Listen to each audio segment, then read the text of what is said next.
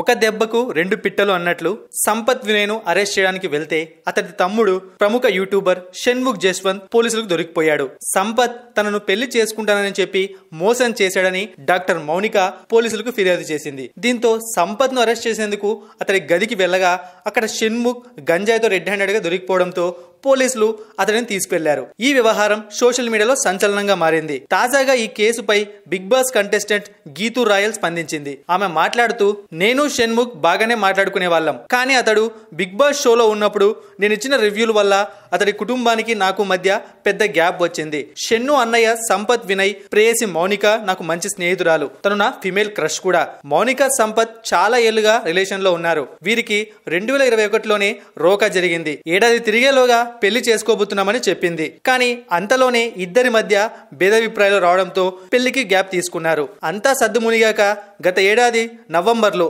పసుపు దంచడం వంటి పెళ్లి పనులు మొదలు పెట్టేశారు. లగ్న పత్రికలు పంచారు. కళ్యాణ మండపం కూడా బుక్ చేశారు. ఫిబ్రవరి 28న పెళ్లి జరగాల్సి ఉంది. వారం రోజుల్లో పెళ్లి ఉందనగా సంపత్ వేరే అమ్మాయిని వివాహం చేసుకోవాలని అనుకున్నాడట. 6 రోజుల్లో పెళ్లి పెట్టుకొని ఇంకొక అమ్మాయితో లైఫ్ పంచుకోవాలనుకోవడం నాకైతే నచ్చలేదు. అది ఏ అమ్మాయినా తట్టుకోలేదు. అందుకనే తను అలా చేసి ఉంటుంది. ఏదైనా ఉంటే ఇద్దరు మాట్లాడుకొని విడిపోవాలి. పైగా ఆమె అతడి ఇంటికి వెళ్తే లోపలికి రానివ్వకపోవడం కరెక్ట్ కాదు. మౌనిక చాలా సెన్సిటివ్. తన గురించి ఆలోచిస్తేనే బాధేస్తోంది. ఆ మధ్య తను డిప్రెషన్లో కూడా వెళ్ళింది అని చెప్పుకొచ్చింది గీతూ రాయల్.